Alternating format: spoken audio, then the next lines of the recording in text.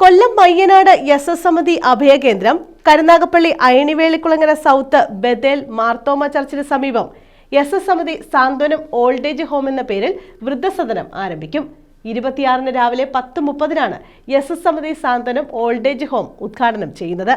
ബന്ധപ്പെട്ടവർ വാർത്താസമ്മേളനത്തിലാണ് ഇക്കാര്യം അറിയിച്ചത്. മയ്യനാട് എസ് സമിതി അഭയകേന്ദ്രത്തിന്റെ നേതൃത്വത്തിലാണ് അയണിവേലിക്കുളങ്ങര സൗത്ത് ബഥേൽ മാർത്തോമ ചർച്ചിന് സമീപം എസ് സമിതി സാന്ത്വനം ഓൾഡ് ഏജ് ഹോം എന്ന പേരിൽ വൃദ്ധസദനം ആരംഭിക്കുന്നത്.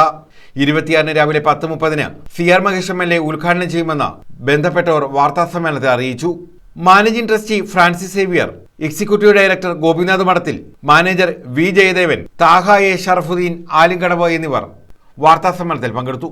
News bureau, Karunagappally.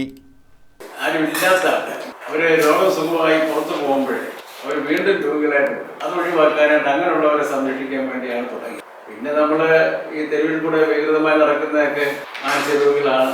അവരെ രക്ഷപ്പെടുത്തണമെങ്കിൽ നമ്മൾ അവരെ എടുത്ത് ചികിത്സയ്ക്ക് വിധേയമാക്കി അവരെ രക്ഷപ്പെടുത്താൻ നോക്കും എന്നുള്ളൊരു ബോധ്യം നമുക്കുള്ളത് കൊണ്ട് നമ്മൾ തെരുവിൽ നിന്ന് ആൾക്കാരെ എടുത്ത് സംരക്ഷിക്കാൻ തുടങ്ങി.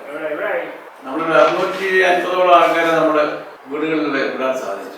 അതാണ് നേട്ടം. തിരുവനന്തപുരത്താല് നമുക്കുള്ള നേട്ടം എന്ന് പറഞ്ഞു കഴിഞ്ഞാൽ അവരെ വൃത്തിയാക്കി ചികിത്സയ്ക്ക് വിധേയമായി കഴിഞ്ഞാൽ അവരുടെ അഡ്രസ്സ് പറയും.